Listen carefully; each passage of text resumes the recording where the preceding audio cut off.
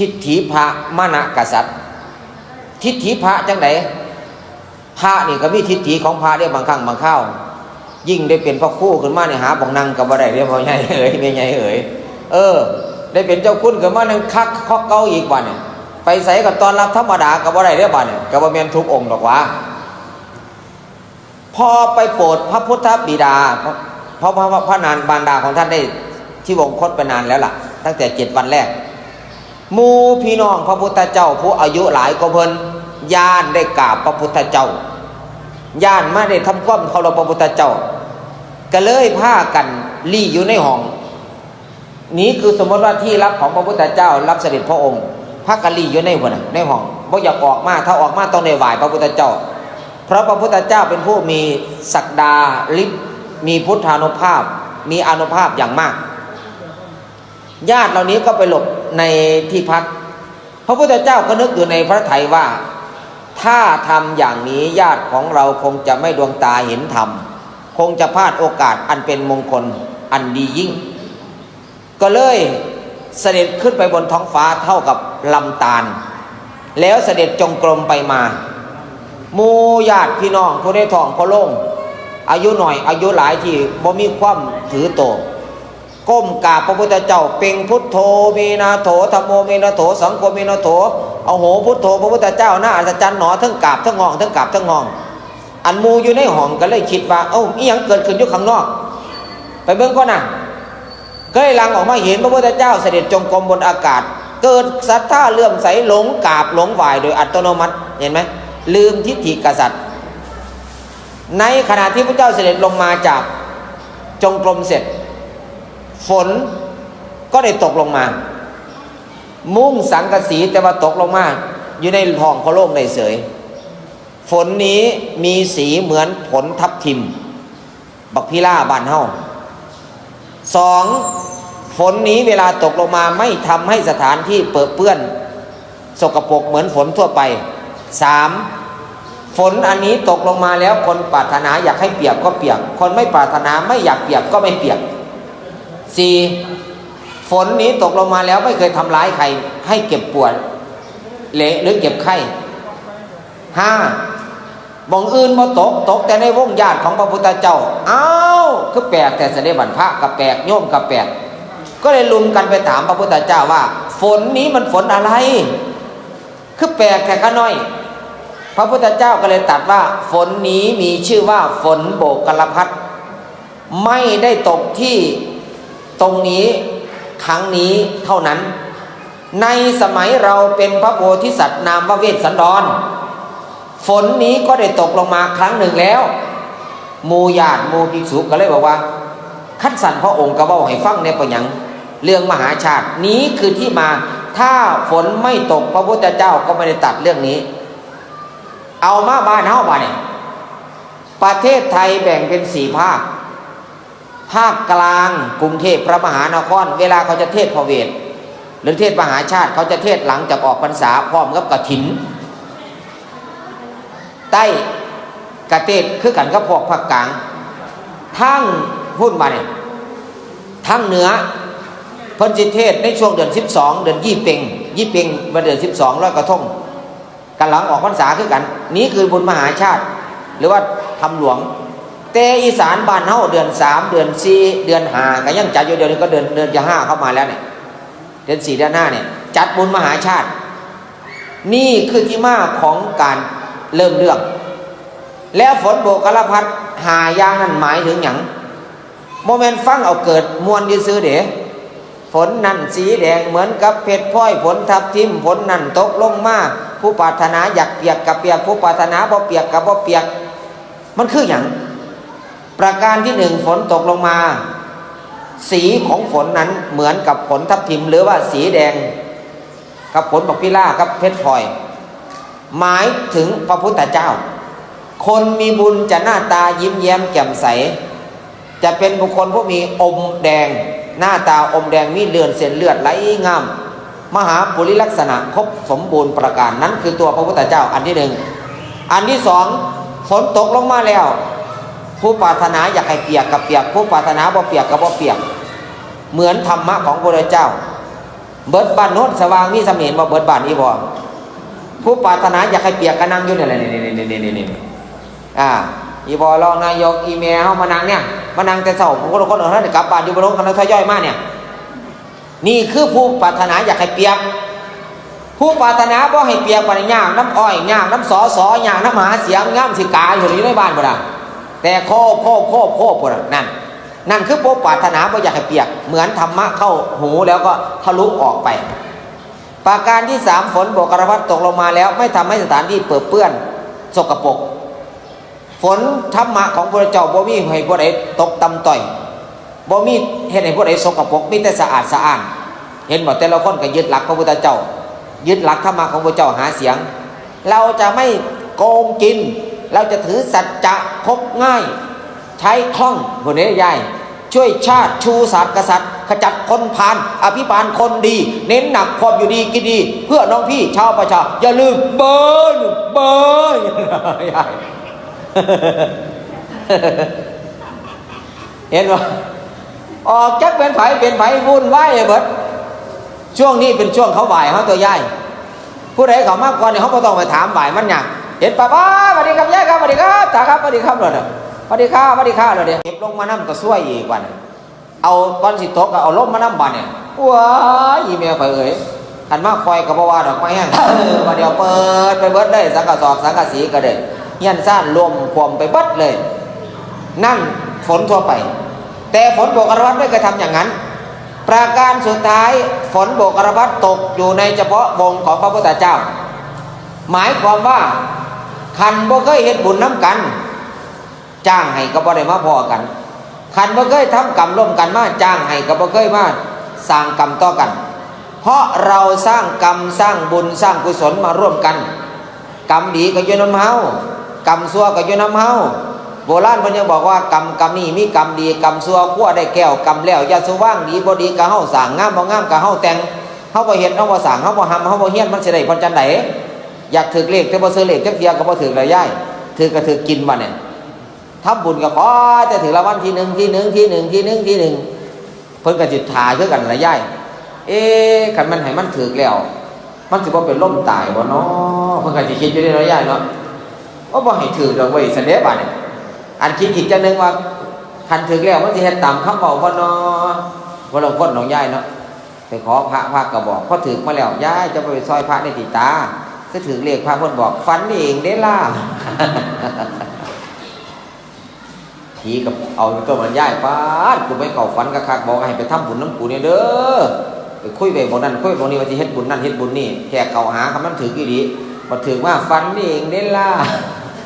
ผีกับว่าเมียนเอาซะตัวนั่นคือว่าเรื่องฝนโบกละมัดในฟังหมายถึงพระญาติของพระพุทธเจ้าเคยทำบุญร่วมกันมาเอาเริ่มขึ้นกันแรกบาดในย้ายกันมาไล่หมื่นเป็นอย่างก็ตั้งชื่อว่ามาไล่หมื่นพวกเราคนบอกง่ายๆว่ามาไล่หมื่นกับหลวงพ่อมาไล่นี่ว่าแต่ว่าหมื่นองค์ว่าแต่ว่าโอ้ยตอบง่ายกว่าน้อยใหญ่เนาะมาไล่หมื่นนี่หมายถึงเรื่องพระรูปหนึ่งท่านอยู่ประเทศศรีลังกาเป็นพระอรหันต์หลังจากท่านไปบิณฑบาตกลับมาท่านก็มานึกถึงคำพูดของโยมก่อนจะใส่บาตรว่าสาธุเด้อขอให้ผลข้าพเจ้าในทำบุญครั้งนี้อุทิศไปหาญาติพี่น้องของข้าพเจ้าผู้ไหว้ชนเด้อขันยังมีความทุกข์ก็ขอให้พ้นจากทุกข์ขันได้มีความสุขก็ให้สุขยิ่งขึ้นไปเพิ่นก็เลยมานั่งคิดว่าอันพูดตายไปแล้วมันลงนรกอีหลีอยู่ดิตายไปแล้วมันขึ้นสวรรค์อีหลีอยู่ดิบ้าอยากไปเบิ่งลองเบิ่งดูไปเลยเพิ่นมีเรียนเด้วันหนึ่งก็เลยออกรับบิณฑบาตไปเห็นพ่อใหญ่หนึ่งกำลังเก็บบัวแดงกำลังสิไปแกงไปขายตามท้องตลาดเหลือแค่ขายกับแกงกินก็เลยไปส่องดูบาทของพระแต่ก่อนฝาบาทพระโมมีแต่บาทถือไปเลยก็ไปเห็นบาทไม่มีอะไรในบาทก็ว่าพระรูปนี้ยังไม่ได้อะไรเลยก็เลยขดบัวให้ถวายพระเพื่อต้องการถวายพระเป็นภัตตาหารเพราะเอาบัวไปปั๊บหลวงพ่อก็เลยให้พรเอวังโหตุว่าสมันได้ย่ายให้พรหลังจากให้พรว่าเอวังโหตุสิ่งที่ท่านปรารถนาจงสำเร็จเถิด ทีนี้พระมาลัยก็เลยว่าหลวงพ่อเนี่ยรูปนี้ก็เลยมานั่งคิดว่าหลังจากฉันบัวที่เขาถวายมาแล้วส่วนหนึ่งส่วนดอกที่มันเหลือเนี่ยเมื่อนี่แหละสิน้ำบุญกุศลของพ่อใหญ่เนี่ยให้ได้ผลหลายที่สุดก็เลยนำดอกบัวนี้จะขึ้นไปบนสวรรค์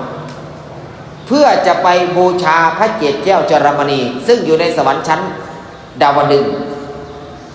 พ่อหอไปปั๊บคิดนางซ่านนางยุบอย่างนางเขาสมาชินางไปนางมากก็ปึ๊บไปแล้วโดยแรกฤทธิ์ไปโพอยู่สวรรค์บนสั้นดาวดึงส์เทวดาว่ากันหอมากบ่เนี่ยหอมาปั๊บเห็นพระเลยอ่อนยวบลงเลยบ่เนี่ยบ่หัวขาบ่ขามหัวบนเด้ลงมากราบลงมาไหวเท้าสักกะคือพระอินทร์ก็เลยบอกว่าพระองค์นี้บ่เป็นธรรมดาจะขึ้นมาอยู่นี่ได้ก็เลยเข้ามาถามว่าพระคุณเจ้ามาจากทางไหนก็เลยว่าอัตมามาแต่เมืองมาลัยเป็นเกาะหนึ่งอยู่ในประเทศศรีลังกาอัตมามาแต่เมืองมาลัยแม่นมาอย่างหนึ่งมาถวายสักการะพระเกศแก้วจรมณีที่ประดิษฐานนะพระเกศแก้วพระพุทธเจ้าพระเขี้ยวแก้วพระพุทธเจ้าแล้วก็พระมณีของพระพุทธเจ้าสองเพื่อจะมาถามเทวดาว่าเป็นหยังเทวดาสันนั่นสันนี่พระกันเฮ็ดบุญกุศลหยังก็ได้มาอยู่ในขณะที่กำลังนั่งรอดมวลเทวดาทั้งหลายมีเทวดากลุ่มหนึ่งเหาะมาเหาะเวินมานับเบิ่งแล้ว1 2 3 4 5 6พ้นไปแถวแล้วนับง่ายนะแถวละพันก็ได้นับ 1,000 2,000 3,000 4,000 5,000ครบ10พอดี10แถวละพัน10,000ก็เลยถามว่าเทวดาตัวนี้เป็นยังขึ้นมีบริวารหลายอยู่ตั้ง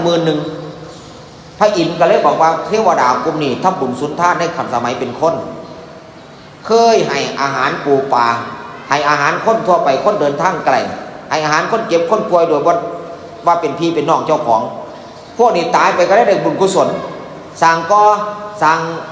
เฮียนสร้างซ่านซอยมูซอยเพื่อนซอยฝูงผู้นี้ก็ได้บุญกุศลก็ได้มีบริวาร1,000 10,000นี่แหละที่มาของมาลัยหมื่นหมายถึงเทวดามีบริวาร10,000บัตรมาลัยแสนมาเนี่ยมาอีกกลุ่มหนึ่งไงว่าเขาอีกมาเนี่ยเข้าแถวละ10,000มี10 แถวก็เลยนับได้ว่า100,000ก็เลยว่ามูเนี่ยทำบุญสุนทานบ่โหดร้ายบ่มือไว้บ่ใจเลี้ยวบ่พูดปดบ่หมดสติมูนี่ถือสัตว์ตัดโกรธเป็นโทษทางวาจาอ่อนน้อมถ่อมกายาให้ทานเถิดหนาเคารพสกุณาเลี้ยงดูบิดามารดาให้ดีเลิศมูนี่ว่าผิดศีลผิดธรรมรักษาศีลอุโบสถปฏิบัติธรรมเป็นเบื้องต้นก็เลยมีบริวารลูกน้อง100,000โอ้ศีลอุโบสถมันเรื่องเล่นๆต้นมีบริวารจัง100,000อันสมเฮาเนี่ยคันมีบริวาร1 คนก็ยังพอไข่น้อยใหญ่เนาะ1 คนก็พอได้ซอยเด้ขันเมื่อยปั๊บนี่เห็นมาบอกไอ้หน่อยมันมีบริวารนั่นบริวารนั่นน่ะผู้กำลังปอดมันอยู่นั่นบริวาร1 คนเนี่ยมันก็ยังได้กินเห็นมันถ้าได้กินพร้อมปานนั้นกันเนี่ยเอาเนี่ยมัดขานไว้โยนเนี่ยมัดขานมันก็บ่กล้าไปไกลได้เนี่ยมัดขานไว้นั่นคือบริวาร1อันนี้บริวารตั้ง100,000บ่น่ะอีเมียเอ๋ยเฮ็ดงานก็ไว้ใส่เฮ็ดงานปุ๊บใส่กันเห็นบ่อันสมเฮาบริวารนี่บ่อีพอเพิ่นไปเฮ็ดศาลากับบริวารหลายเห็นบ่ผู้จองพากับปุ๊บผู้จองสังฆาปุ๊บสร้างก็บ่ได้จ้างอีพอว่าก็มีแน่อยู่ดอกแต่ว่าส่วนมากสร้างออกสักแอกเห็นบ่ปุ๊บนั่นบริวารเพิ่นได้นั่นก็ได้คันบ่แม่นบริวารจ้างมาให้บ่นำก็บ่เอาดาว่ามันไปเอาเงินมาว่าแยงก็ไปออกให้เร็วเพิ่นแล้วมันถามเอาเงินก่อนแล้วนั่นเห็นบ่บริวารอันนี้มีบริวาร100,000นี่คือที่มาของมาลัยแสนบานเพิ่นเว้าเรื่องพระมาลัยอีกว่าหลังจากเพิ่นไปสวรรค์แล้วเพิ่นบ่ไปถิ่มซื่อๆบัดเพิ่นไปพ่อเทวดาต่อมามีเทวดาตนหนึ่งบัดมากับบริวารบักหลายนับกับบ่ถ้วนนับแล้วก็หลงนับแล้วก็หลงอันนี้เทพธิดามันจะทางไหนเนี่ยนับแล้วก็หลงนับแล้วก็หลงห้วยคือมันหลายแต่ละนอพระอินทร์ก็เลยรายงานว่าเทพบุตรตัวนี้ชื่อว่าอริยเมตไตรเทพบุตรผู้สิได้มาเกิดเป็นพระพุทธเจ้าองค์ที่5อีก 5,000 ปีต่อไปเนี่ยชื่อของตอนนี้เพิ่นเป็นเทพบุตรอยู่สวรรค์ชั้นดุสิตเพิ่นก็มาไหว้พระเกศแก้วจรมณีคือกันโอ้ยคันได้มากก็ถามเลยถอกว่าท่านว่าหลวงพ่อมาไล่ก็เลยจับเข่าคุยกับอันเทพบุตรศรีอริยเมตไตรว่าผู้ใดสิได้มีโอกาสเกิดขึ้นในศาสนาของท่านเนาะและเฮ็ดจังได๋จะสิเกิดขึ้นในศาสนาของท่านได้เพราะว่า ได้ยินว่าศาสนาของพระท่านเนี่ยเป็นศาสนาที่เพอร์เฟกต์สมบูรณ์เพอร์เฟกต์แปลว่าสมบูรณ์ที่สุดคันจนกับบ่มีคนมีศีลมีธรรมเบิดมีผัวเมียผู้เดียวอยู่กันมีความสุขไปใส่มาใส่บ่มีจนผู้ร้ายเกิดขึ้นผู้ใดบ่มีอยู่มีกินบ่มีของซื้อของเอาไม้ไปหมิ่นอยู่ต้นกาลพฤกษ์สีมุมเมืองแม่นผู้ใดเนี่ยล่ะจะได้ว่าเกิดขึ้นในศาสนาพระองค์เนี่ยเทพบุตรอริยเมตไตรก็เลยบอกว่าคนสิได้เกิดขึ้นในศาสนาของโยมเพราะตอนนั้นเพิ่นเป็นเทพบุตรอยู่ในเบากระพะหนึ่งให้ทานประหารกิเลสคือรักษาศีลสวมแว่นวิเศษก็คือฟังเทศน์ฟังธรรมให้ทานประหารกิเลสสวมแว่นวิเศษคือพระธรรมคือศีลสมาธิปัญญานี่แหละและสำคัญทานศีลภาวนาเนี่ยต้องบ่เฮ็ดหาอย่างต่อไปนี้ว่าท่านว่าเอ้าบ่เฮ็ดหยังเนี่ยมันก็เลยถามขึ้นหนึ่งบ่ขาพอเพิ่นเอิ้นว่าอนันตริยกรรมหาสองบ่ขาแม่สามบ่ขาพระอรหันต์สี่บ่ทำลายพระพุทธเจ้าจนโลหิตห่อห้าบ่ยุ่งแย่บริษัททั้งสี่ทั้งพระสงฆ์ภิกษุภิกษุณีแม่ขาวอุบาสิกาอุบาสกให้พิดกันคันบ่เฮ็ดหายังได้เกิดขึ้นศาสนาของพระพุทธเจ้าแน่นอนเลยองค์ที่หาและสำคัญบาดเพิ่นว่าอีกเด้ต้องฟังเทศ13กันพันพระคาถาเรื่องบุญมหาชาติให้จบในมื้อหนึ่งวันหนึ่ง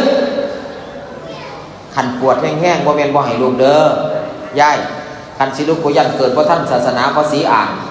กูสินั่งแม่อยู่นี่แหละปวดขี้ปวดเยี่ยวก็เลยบ่มาเฮาก็นั่งฟังนี่แหละเมื่อยกันรับซับเปลี่ยนเอาขากันก็แตกเป็นเย็บคิดเลขเอาฉะนั้นเพิ่นก็เลยเข้าใจเรื่องนี้ก็เลยนำเรื่องนั้นมาเว้ากับมนุษย์ฟังเรื่องในสวรรค์บัดนี้เพิ่นไปสวรรค์แล้วเพิ่นมานั่งคิดอีกนรกมันมีอีหลีบ่เนาะก็เลยไปปั๊บไปโพบ่งใดก็บ่โพย้ายเอ๋ยหลวงพ่ออยู่เมืองมาไล่หลวงพ่ออรหันต์โพขึ้นหม้อกระทะบอกเขากำลังต้มข้นเดือดบบแต่ว่าเป็นปราสาทแก้วเป็นกุฏิแก้วเหลื่อมระงับระงิบงามหมักแห้งพอโพขึ้นมาปั๊บไฟนรกดับบัดนี้ย่ายบึ้งยมบ่ทูตนายนิรบาลพากันโทรศัพท์กันวุ่นเลยก็บ่มีดอกแต่ข่อยเว้าใส่ออกมันคือซื่อย่ายพากันทรงโสรกิจเป็นหยังไฟคือดับเป็นหยังเครื่องประหารขึ้นบ่ปงเลื่อยเคยเลื่อยอยู่ดีๆก็บ่มีคมน้ำยิ้วเคยออกน้ำให้ทรมานสัตว์พวกผิดศีลผิดธรรมพวกโหดร้ายมือไวใจเร็วพูดปดหมดสติผิดศีลห้าผิดศีลแปดทำกรรมเศร้าทรมานไอ้พวกอยู่หนวนรกฮ้อนต้มเปื่อยแล้วก็ตายแล้วก็เกิดใหม่ตายแล้วเกิดใหม่ตามแรงต่างกรรมเย็นไม่ย่ายมื้อนั้นหม้อกระทะเย็นจ้อยแม่หยังเกิดขึ้นลูกน้องก็เลยไปรายงานว่ามีพระองค์หนึ่งโผล่ขึ้นมาบนหม้อกระทะก็เลยเข้าไปถามว่าห่วยว่าเป็นธรรมดาเด้อองค์นี้ว่าจังว่าท่านเป็นไผน้ออาตมาเป็นพระในพุทธศาสนามาเพื่อต้องการอยากสอบถามหาความจริงว่านรกมีจริงบ่ไอ้คนทำบาปทำกรรมได้รับผลอีหลีบ่อาตมาแต่เมืองมาไล่ประเทศศรีลังกานายนิรบาลยมทูตก็เลยบอกว่าโอ้ยกษัตริย์เดี๋ยวกับผมสิพาท่านออกหาเลาะมูที่ทำกรรมขุมต่างๆไปพ่อหลุมนี่ไปพ่อหลุมนั่นไปพ่อหลุมนี่สัตว์นรกก็ดีใจพาต้อนรับหลวงพ่อมาไล่ยังครับเพราะว่าอย่างเพราะว่าเขาบ่ได้สร้างกรรมและบ่ได้ทรมานนี่มื้อนั้นเป็นมื้อฟรีสไตล์เลยนักโทษหนักๆก็ได้ออกมาเบิ่งพวกกำลังทำโทษหม้อกระทะท้องหลวงท้องแดงพวกเลื่อยพวกปาดกระบดมาสบายมาเข้าหาพระได้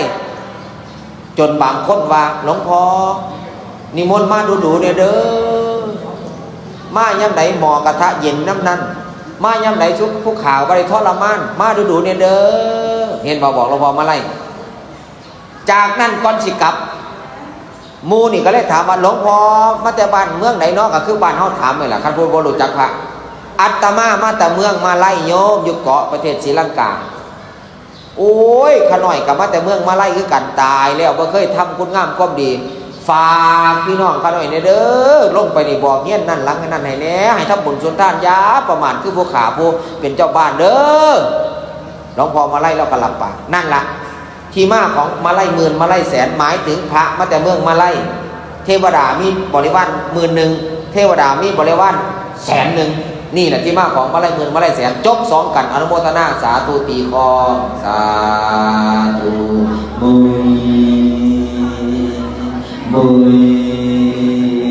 มุยไปตีเองก็ได้ยัยกันที่3คาถาพันกันที่4สังกัดเช่นพุดอะไรได้ยัยเพราะท่านได้เขาจะกัดอยู่ได้เนี่ยถ้าสมพรเพราะท่านได้เริ่มยศคาถาพัน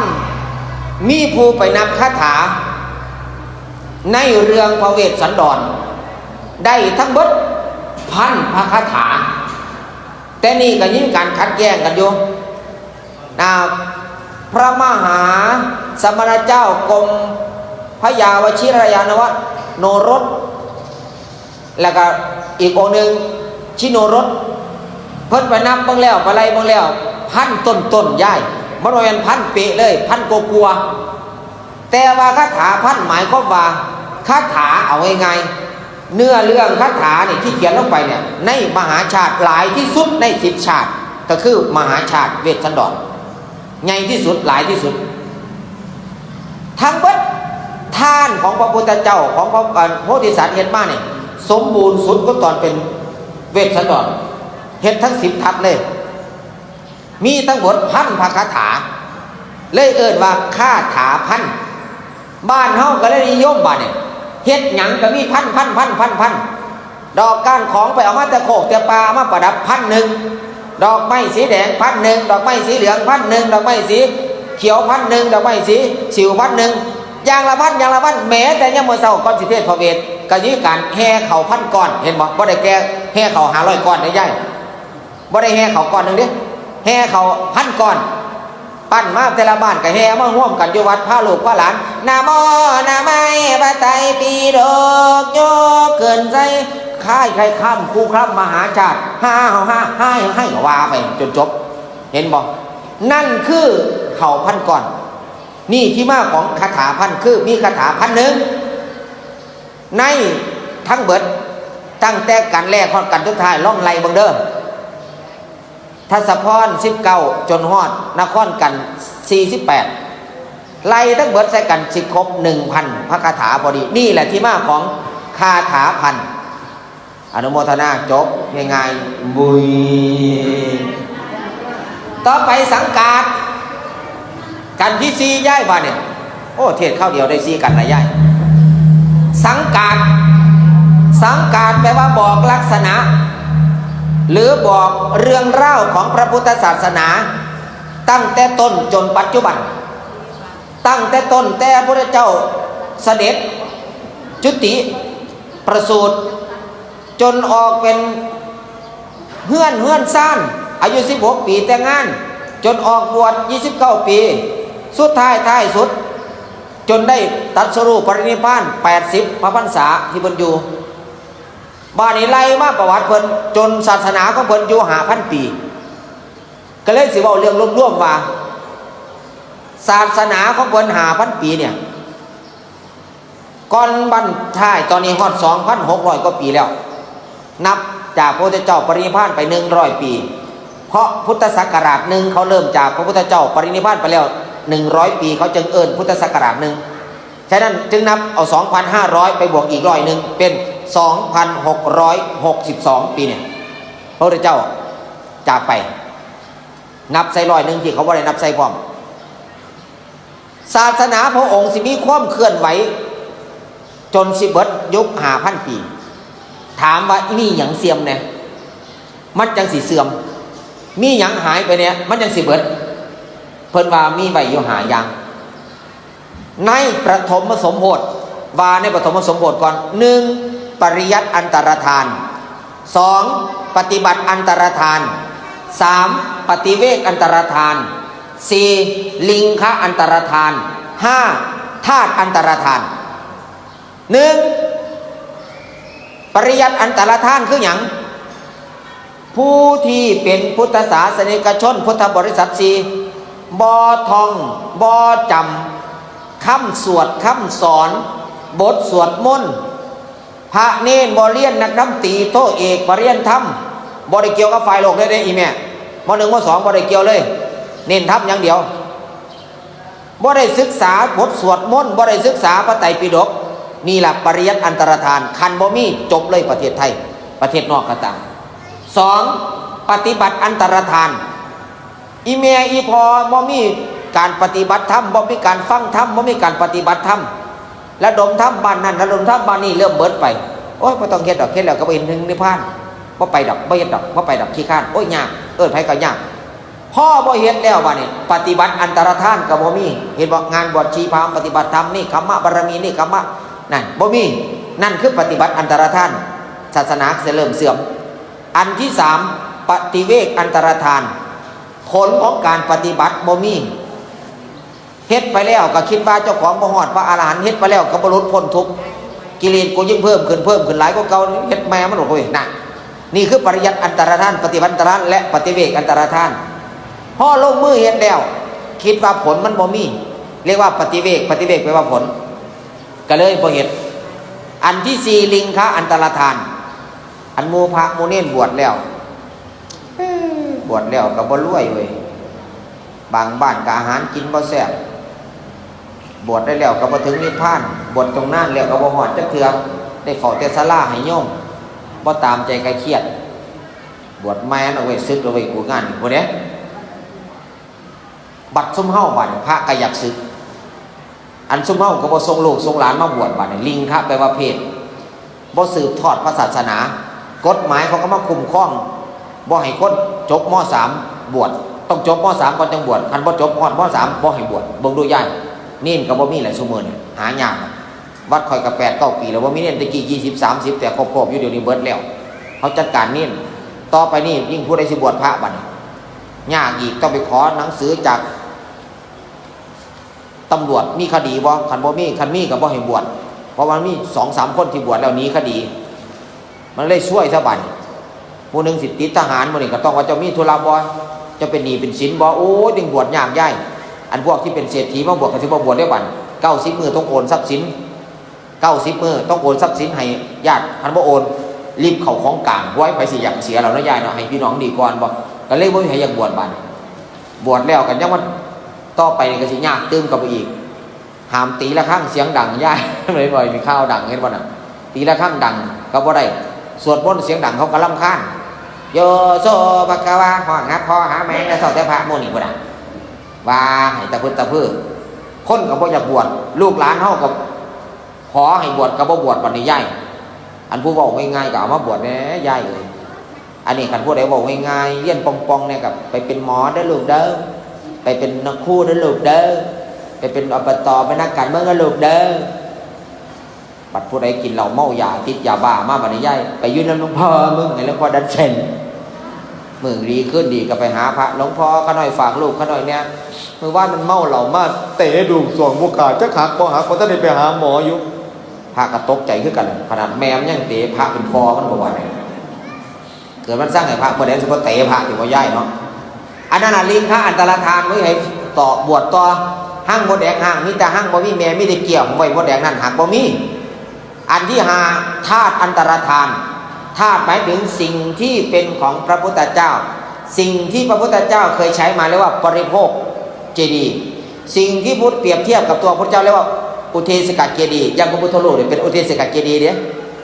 เห็นพระพุทธรูปปั้นงามบ่งามรอบ่รอก็ตามเป็นตัวแทนของพระพุทธเจ้าเรียกว่าอุเทศกเจดีย์ทำไว้ในใจให้เกิดกุศลคนบ่ยำบ่เก่งบ่กราบบ่นบบ่ไหวเห็นพุทธรูปก็เฉยเฮาก็เริ่มมาได้อีเมลเดี๋ยวนี้โบราณอีสานบ้านเฮาบ่เลยห่วงบ่เลยเขียนไว้อีเมลไหว้พระพุทธอย่าให้ถูกทองคำไหว้พระธรรมอย่าให้ถูกใบลานไหว้พระสงฆ์อย่าให้ถูกลูกชาวบ้านไหว้พระพุทธอย่าให้ถูกทองคำไหว้แต่พุทธรูปทองคำทองเหลืองบัดอิฐหินดินทรายเก่าๆโอ๊ยบ่ไหวหรอกก็ต้องสิบ่ได้บุญสมเก่าให้แน่เห็นบ่บอกกราบพระพุทธเจ้าถึงเพิ่นแท้นั่นกราบพระไหว้พระครั้งใดน้อมใจไปตามเช่นว่าหัวแหลมนั่นคือปัญญาเหมือนหอยย้อยลงมาคือความชุ่มเย็น ตาต่ำคือตาสติหูยานคือความหนักแน่นไม่แล่นรับเสียงเรลี่ใครว่าขดาทติมิมีวิ่งโรคโกธาพระดีอยู่ที่โบสถ์พระไม่โกรธอยู่บนศาลาพระถือซอดศาสนาคือพระสงฆ์ที่เดินได้หายใจได้พระดีอยู่ในโบสถ์ผู้ใดไปขอพรเพิ่นก็ให้เบิดแม่นบอกอีแม่กราบปั๊บผู้ข่าวว่าสิไปขายลอตเตอรี่ขายบ่ได้ไปเด้อซ่าถูกหลวงพ่อก็ยิ้มผู้ข่าวว่าอยากได้ลูกเขยหลวงพ่อก็ยิ้มผู้ข่าวอยากได้ลูกสะใภ้หลวงพ่อก็ยิ้มเฒ่าแล้วก็ไปขอแฟนก็มีคนละคนผู้ข่าวว่ายังมีกิ๊กใหม่หลวงพ่อก็ยิ้มพระดีอยู่ที่โบสถ์ไปขอพรเพิ่นก็ให้พระไม่โกรธอยู่บนศาลาอีแม่จิตเถียงกันปั่นได้ก็ตามแต่หลวงพ่ออยู่ในศาลาก็เซ้ยประกวดยักษ์จุงยักษ์ใหญ่มันก็เซ้ยเห็นบ่ยิ้มแย้มแจ่มใสเถียงกันบ่ลึกตึกตักนั่นถวยซ้ำเอามาก่อนบางคนก็ว่าเอาถวยวัดไปบางคนว่าเอาปิ่นโตไปพิษบางคนเอาเกือบไปพิษบางคนก็ว่านอนหาบางนอนก็บ่ได้จะมันพระมันศีลถือถุงทะเลยางอ้อมศาลาอยู่ขอขาหลวงพ่อก็บ่เซ้ยบนบ่ปากบ่ตินั่นพระไม่โกรธอยู่บนศาลาถ้าเป็นพระธรรมดาบ่ได้แล้วย้ายเนาะคือซุ่มเจ้าขนาดบ่ต้องบ่ถึงพระดอกเอาแต่ซุ่มเจ้าก็พอแห้งแล้วเด็กน้อยหยอกกันอยู่ในบ้านแตกแซวๆด่ามันสมมุติหยอกกันหนาสิแตกอย่างนี้สมัยกูอยากไล่นอนก็บ่รับไปหยอกกันอยู่ในวัดพุ่นเว้าปันพระบ่มีหูบัดไปวัดก็แตกโคกพระสิบอกมันก็บ่ได้เพราะว่าอบตยกให้เป็นลานวัดลานทำลานกีฬาแต่มันเล่นบ่เป็นมันเล่นสอดแกล้งย้ายเล่นบอลก็เล่นสอดแกล้งเล่นเปตองก็เล่นสอดแกล้งมาเล่นอยู่ในวัดเล่นตะก้อก็เล่นสอดแกล้งพระก็เลยบ่ได้พักบ่ได้พรสวดมนต์ก็บ่หลับนั่งสมาธิก็บ่แซ่บก็เลยเขียนป้ายปักห้ามเด็กเล่นเปตองห้ามเด็กเล่นฟุตบอลห้ามเด็กเล่นตะก้อในบริเวณวัดตั้งแต่เวลานี้ถึงเวลานี้มันก็เงียบอยู่ระยะยามคืนมันบ่มาเล่นไฟเปิดไปซื่อๆพระก็เลยว่าสาธุเด้อเด็กหน่อยมันก็รู้จักควบอยู่เนาะหารู้ไหมว่าผลบ่ทันได้ตอบสนองตื่นเช้าพระสิบิณฑบาตบัดเห็นป้ายนึงอยู่หน้าวัดห้ามพระบิณฑบาตนอกบริเวณวัดมันบ่ครับมันสิบังคับให้พระบิณฑบาตในวัดอย่างเดียววัดตายคนตายคนตายโอ้ยช่วยตื่นกับไปอยู่ระยะเนาะนั่นล่ะพอเคารพพระพุทธเจ้าแล้วก็ยากยายต่อไปธาตุอันตรธาตุกระดูกพระพุทธเจ้าอยู่ธาตุต่างๆอย่างธาตุพนมหัวอกคนเนี่ยพระธาตุนครปฐมคนเนี่ยแล้วก็ร้อยพุทธบาทอยู่วัดประชาเชิงชุ่มแล้วก็หลายๆบ่องที่เป็นตัวแทนของพระพุทธเจ้าเนี่ยคนบ่กราบบ่ไหว้บ่เคารพนับถือธาตุอันตรธานก็สิเสื่อมไปเสื่อมทั้งเบิดหาอย่างที่อาตมาวามาเนี่ยศาสนาพุทธจังสิเบิดปริยัติอันตรธานปฏิบัติอันตรธานปฏิเวกอันตรธานลิงคอันตรธานและธาตุอันตรธานนั่นแหละจังเสื่อมนั่นนี่คือในปฐมสมโภชบัดอยู่ในพระพุทธเจ้าตรัสบัดพระมหากัสสปะกราบทูลพระเจ้าว่าเมื่อพระองค์จากไปไม่มีตัวแทนแล้วสิ่งที่จะทำให้ศาสนาของพระองค์เสื่อมมีหรือเปล่าพระพุทธเจ้าก็ตรัสไปหายางด้วยกันหนึ่งสาวกบ่ท่องจำบ่เรียนเพิ่นก็ว่าอีหลีว่าตัวนี้ไปสอบข้องนะครับอันด้วยธรรมสมโภชสองบ่ว่ากันปฏิบัติบ่สนใจเรื่องปฏิบัติสามบ่ใครควรหลักของการปฏิบัตินำไปใช้ให้เกิดประโยชน์นั่นเห็นบ่เพิ่นใส่สอนหอดวิธีเด้สี่บ่เคารพพระสงฆ์ผู้กล่าวนำเสนออันเสมอเขาเคารพคือบ่เคารพบ่ย้ายเนาะเห็นพระอยู่ไกลเด็กน้อยกับห้องด่ามึงไปไกลเพิ่นเนี่ยเพิ่นบ่แม่นคนเด้อเอาอีกละวันย้ายพระก็ตกใจพ่อพระน้อยย้ายเนาะพระเอาเป็นคนสิแม่นผู้ใดล่ะย้ายมึงจะไปไกลเพิ่นได้บาปแม่นบาปไปตัวไหนน้อยย้ายเนาะบอกอธิบายเด็กน้อยมันฟังเนาะการได้เฮ็ดได้ก็ต้องบอกเอากันบ่บอกมันก็บ่รู้ได้ย้ายอันที่5เฮาบ่ยอมที่จะปรับความเห็นให้ตรงเนี่ยนี่เพิ่นบอกไว้ฉะนั้นนี่คือเรื่องสังกัดบอกอายุการของพระศาสนาบอกความเป็นไปของศาสนาว่าจะอยู่ได้กี่ปีและด้วยเหตุใดศาสนาจะหมดข่อยเสื้ออยู่อีแม่เพิ่นว่าขึ้นฮอดปี3,000เนี่ย2,003เนี่ย2,000หมายถึงว่า 3,000 เนี่ยปี 3,000 ตอนนี้ปี 2,002 2,500 2,600 ปี 3,000พระสิอยู่ก็อยู่ได้อีก200 ปีเพิ่นว่าพระเนรสิบ่เห็นคือจังซี่สิมีจีวรห้อยหูเพิ่นว่าถามว่าอาตมาเชื่อบ่อาตมาเชื่อแต่เดี๋ยวนี้บ่ทันได้ฮอดอีก 3,000 ปีซ้ำผ้าเนรเริ่มเบิดแล้วเดี๋ยวนี้แม่ประคตเอวมันบ่ใส่ดอกเนรซุมื้อนี้มันใส่กิบหนีบแทนเอาสบงมาปรับหนีบกับน่ะประคตเริ่มเบิดแล้วต่อไปอังสะเริ่มเบิดแล้วบางหม่องเห็นบ่ใหญ่จีวรเบิดบ้านเฮาบางครั้งก็เบิดไว้ๆตัวบ่มันเบิดย้อนหยังเด้ผีแม่หมายลงเที่ยวเดียวย้ายสิจีวรพาแก่กันอ้อมบ้านเลยหลวงพ่อเขาอีกปืนนั่นเห็นบ่ อันนั้นคือเบ้าเรียงสังกาดจบในกันที่สี่อนุโมทนาตีคองสาคืนกันที่หาหรือว่ากันที่หนึ่งบัดเนี่ยกันที่หนึ่งหรือว่ากันที่หาในละมหาชาติเอิ้นว่าทศพรอ่านเป็นภาษาบาลีเลยว่าทศพรอ่านเป็นภาษาไทยว่าทศพรพร10ประการกันนี่ประวัติง่ายๆสั้นๆคือเทพพธิดานามวาพุทธดีเล่าไปนั่งไปนอนบ่งเราเคยนั่งเคยนอนมันนุ่มมันแข็งขึ้นคือศิลาเคยได้ยินข่าวอยู่เนาะแม่เนาะฮ้อนฮอดไทยเทวราชอินตาหินศิลาเลยแข็งแผ่นทองเลยกระด้างมันคือบ่นุ่มบ่นวลคือเก่านอนเป็นย้อนหยังเกิดเครียดนอนบ่หลับก็เลยไปยังเล่นสวนดอกไม้ปลูกไปใส่ปุ๋ยยังงามดอกไม้ทิพย์คนสวนมารายงานข้าแต่พระนางเจ้าบัดนี้สวนดอกไม้ของพระนางเหี่ยวแห้งหมดแล้วว่าตอนว่าเอ้าแล้วสวนผู้อื่นเขาแห้งบ่สวยงามมันเป็นเพราะอะไรเหี่ยลงบ่บ่ใส่ปุ๋ยบ่เจ้าบ่หดน้ำบ่พวกข้าเฮ็ดทุกอย่างคือหมู่บ้านปุ๋ยกับปุ๋ยปลอดสารพิษเป็นหยังมันคือตายบ่อาการที่สองเกิดขึ้นกลับมาบ่องพักเทวดาเพิ่นบ่อาบน้ำได้เป็นสะอาดซ่านอยู่แล้วย่ายเหงื่อออกตามรักแร้บัดเพื่อออกขี้ตะแล่บัดนี่เอ้าคือบ่เคยมีจังเที่ยบัดนี่ตายกูตายเป็นหยังเนาะบัดเป็นหยังเนาะเสร็จแล้วเสร็จอีกอันที่สี่สิเอาผ้ามาเปลี่ยนบัดนี่ลอกเปลี่ยนชุดใหม่ก่อนนะไปถามเสด็จพี่เดี๋ยวไปถามผัวมันพระอินทร์น่ะสิเอาผ้ามาใส่มีแต่ชุดเก่าๆบัดนี่ว้ายตายกูตายลูกน้องบ่ไปซักเอาไปรีดให้บ่แต่ภาษาบ้านเฮาดอกว่าซักรีดน่ะแต่เทวดาก็บ่ได้ซักรีดดอกหยิบตัวนั้นมาใส่กับเสาหมองหยิบตัวนั้นมาใส่กับเสาหมองห้อยตายกูตายตัวนั้นบ่ทันโดนไปเข้าหัวเลยพอเห็นอาการเกิดขึ้นว่าโอ้ก็เลยอ้อยใจดีแล้วก็เลยใจเย็นแล้วก็เลยว่าตอนนี้เจ้ากำลังสิเบิดบุญละเด้อเพราะอาการทั้งสี่เกิดขึ้นเมื่อใดแล้วเทวดาเบิดบุญหรือว่าตายเพิ่นเอิ้นคำว่าเคลื่อนจุติแปลว่าเคลื่อนคันคนตายด้วยเหล็กหลัก4อย่างคือกันเทวดาตายเสื้อผ้าเศร้าหมองเส้นร่างกายสุดซีบแล้วก็ที่นั่งที่นอนแข็งกระด้างดอกไม้ทิพย์เหี่ยวแห้งเหงื่อออกตามรักแร้นั่น4อย่างของเทวดาตายแน่นอนคน4อย่างคือกันเบิ่งคือเทียนสิดับนี่เทียนสิดับด้วยเหตุ4อย่าง1ใส่เบิดถึงมีไขมันสีเหลืองสีขาวเอิ้นไขมันก็ยังดับคันใส่เบิด2ไขเบิดมีแต่ใส่บ่มีไขก็บ่ติด3ใส่ก็เบิดไขก็เบิด4มีแนวเป่ามันก็ลบดับลมเป่าพัดดับไม่ลมทับปึ๊บดับเอามือบีบดับย่านเอามือบีบมันฮ้อนเอาปากเป่าปึ๊บดับคนตาย4อย่างนี้ระวังเพิ่นว่า1บุญเบิดผู้ลางคนอยู่ในท้องบ่ทันได้ออกสามีเมียตายเอิ้นว่าบุญมาสำนั้น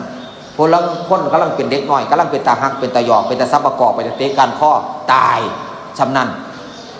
ผู้ลางคนกำลังเป็นหนุ่มเป็นสาวตายมื้อนี้เสร็จแล้วมื้อแรกมันสิเดินทางไปเผาศพอ้ายข่อยคือกันพี่ชายแท้ๆข่อยตายอยู่พุ่นตายอยู่เกาะสมุยเอาศพมาบ้านพี่นางอยู่กาฬสินธุ์มื้อนี้เป็นพระโล่งอายุ50ต้นๆปลายๆกลางๆข่อยก็บ่ได้ถามเขาว่าอายุเท่าไหร่กันแน่แต่ว่าอ้ายคนที่2อีแม่มีลูกทั้งหมด16คนข่อยเป็นคนที่6อ้ายข่อยเป็นคนที่2สุรศักดิ์ศักดิ์ชัยผู้ศักดิ์ชัยตั้งแต่สุรศักดิ์ศักดิ์ชัยชวีวันพรสวรรค์กนิกาสุริยาคนที่6พอดีกาญจนาปัตยารัตนาน้องชายลาบักปัญญาเดี๋ยวนี้ไปอยู่จังหวัดเชียงรายน้ำน้องสาวแต่ว่าอ้ายคนนี้ตายเป็นพ่อโล่งหัวใจล้มเหลวน่ะเอาศพมาเมื่อวานพอดีเมื่ออื่นคือสิเผาก็เลยเดินทางไปแต่มื้อแรกเนี่ยก็เลยพอดีเพิ่นบ่เผาวันนี้โชคดีอยู่คันเผาก็คือสิบ่ได้มาเที่ยวก็สิบอกอีพ่อคือกันว่าอีพ่ออาตมาสิไปเผาศพอ้ายอาตมาเด้อมาบ่นี้บ่ได้เผาไปเผาของพุ่นดอก นี่คืออันที่2บุญเบิด1บุญเบิดอันที่2บัดนี้อายุเบิดนั่งอยู่นี่เว้าก็เว้าอีแม่จักสิฮอด100บ่ฮอด100ได้คันบ่บวกกันเพิ่นละคน50 60 70เริ่มโอยแล้วคันฮอด100กันมันก็จมขี้จมเหี่ยวก็จะอยู่เท่านั้นแม่เนาะ ไปพอดีนี่ล่ะข่อยผู้บอกก็จะซื้อฮอด100บ่ฮอด100ย่ายทุกพ่อจกข่อย100ก็100น้อยๆล่ะไปซุมื้อเนี่ยบ่ฮอด200ล่ะไปอายุเบิดซ้ำไหนคือดอกไม้คือต้นผลไม้มันโลนอีแม่หลุดขวดนั่นล่ะอันที่2ของคนอันที่3บัดนี้บุญเบิดพร้อมอายุเบิดนำอันแรกใส่มันเหมือนก็คืออายุเบิดอันที่2ไขมันเหมือนก็คือบุญเบิดอันที่3ใส่กระเบิดไขกระเบิดเรียกว่าทั้งบุญทั้งอายุเบิดเห็นบอกอีเมย์ใหญ่นั่นพอใหญ่นั่นตายแล้วเด้อมันเบิดบุญแล้วนั่นเห็นบอกนั่นเขาเอิ้นว่า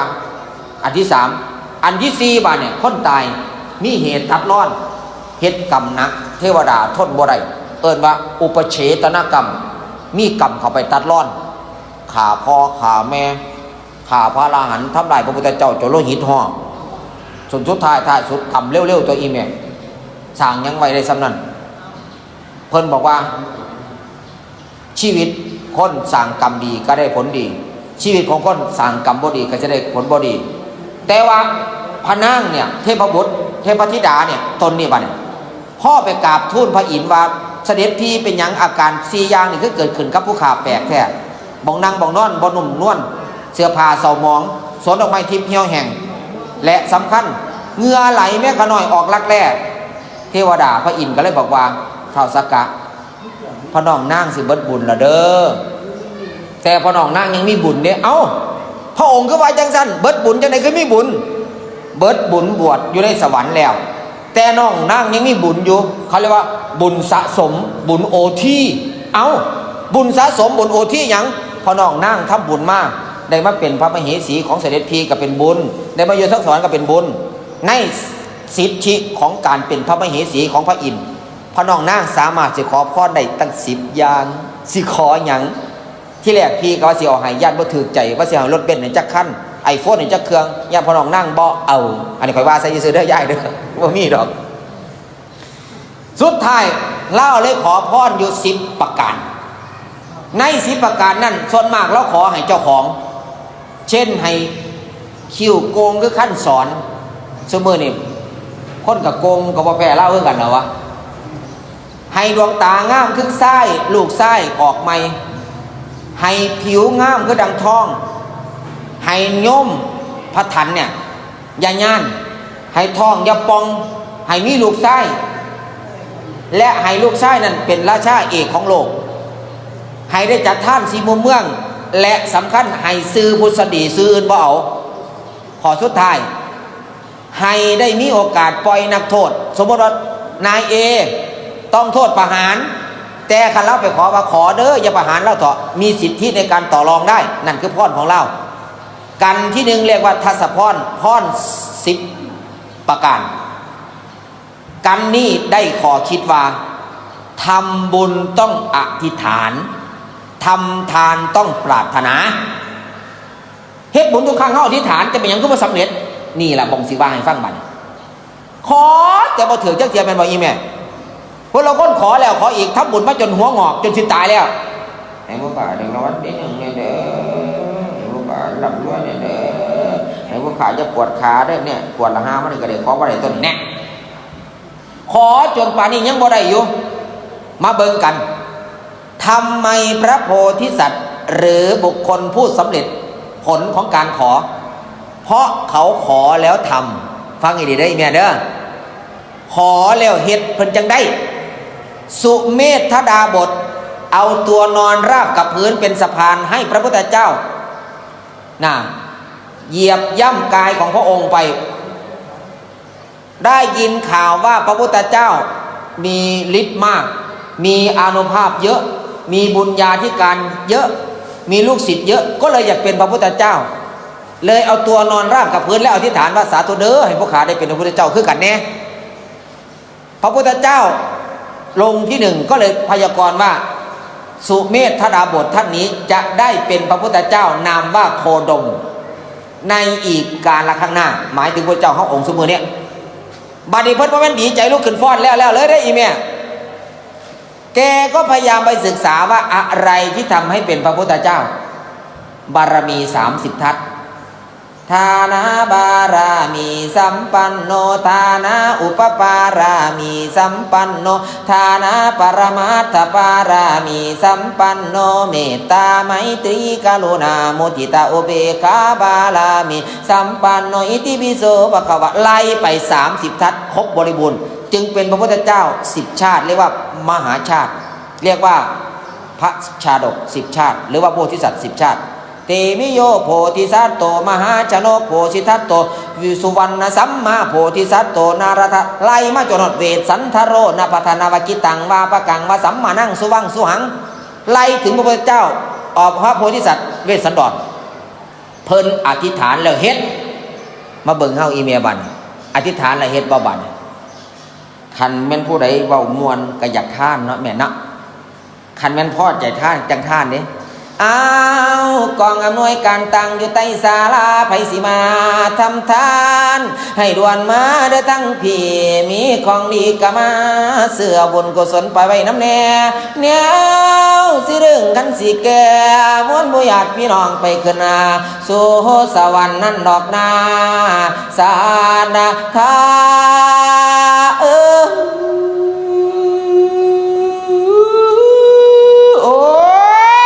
ทานนะเพื่อนเนี่ยโจกเงินขึ้นมาแมนแบง500ลงไปขนาดใบ500มันอยากได้บุญแล้วบ่ให้มันเหตุบุญบ่สนองตอบมันโจกมาแบ่งที่2แบ่ง100ขึ้นมาอย่างละเพื่อนขี่ไปขี่มาเห็นใบ20ท่องเบิงเศร้าแม่นน่ะตัวแนกว่าซั่นว่าได้เงินเศร้าแนบใส่หน้าผากขอบ่เนี่ยสาธุเด้อให้พวกข้าถือลอตเตอรี่รางวัลที่1แน่อีแม่มีผู้ใดขายลอตเตอรี่แผ่นละ20 บาทบ่มีเด้เนาะ80มันยังบ่ขายดิบางคนน่ะ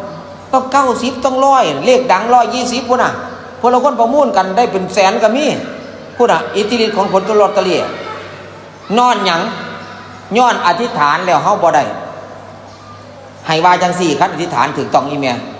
คันเฮ็ดบุญอยากได้ถือเลขถือหยังก็ว่าสิให้ว่าจังซี่สาธุเด้อให้พวกข้าถือรางวัลที่1อย่าว่ามีแต่ผู้ขอเฮาสิถืออยู่ดอกรางวัลที่1แต่ต้องรอคิวอีกจัก 3,000 ปีพุ่นน่ะจะสิฮอดคิวเฮาอีแม่เพราะคนมันต่อคิวกันหลายสิรางวัลที่1ผู้ใดสิท่าก็ท่าเด้อ 3,000 ปีเขาเด้อเขาน้อยสิไปก่อนซะเด้ให้ว่าจังซี่อีแม่รางวัลที่2ก็อย่าเอาเพราะหมอลำมันเอาไปเบิดทุกห้านแล้วอาลารางวัลที่1ให้พ่อเจ้าภาพแม่เจ้าภาพผู้ทานหลายส่วนรางวัลที่2เรามีหลายผู้ข้าขอให้หมอลำเด้อจนหายเพิ่นว่าเห็นบ่หมอลำจนหายมันจะขอรางวัลที่2ให้ว่าไหมกันไว้เลยแม่รางวัลที่3ก็พี่ให้ขอดอกสิเฮาขอถึงรางวัลที่5แต่ให้ได้หลายกว่ารางวัลที่1ก็ว่าไปอ่ะมันอยู่ในเฮาตัวบ่จะว่าก็ได้ให้ว่าจังซี่ซะมีผู้ใดให้ทานว่าจังซี่บ่สาธุเด้อผลของข้าพเจ้าถวายทานขอให้กิเลสตัณหาของข้าพเจ้าความชั่วทั้งหลายหายไปในท้อมีบ่ได้ว่าบ่ให้ลดน้อยถอยลงก็ได้บ่มีเนาะแม่เนาะมีแต่อยากร่ำอยากรวยให้ได้แฟนผู้ฮู้ให้ได้สู้ผู้งามให้ลูกได้ตั้งตัวให้ผัวได้ตั้งใจซื้อย่ำใดให้ถึกย่ำนั่นว่าไปผู้ใดหวั่นคนละคนบาง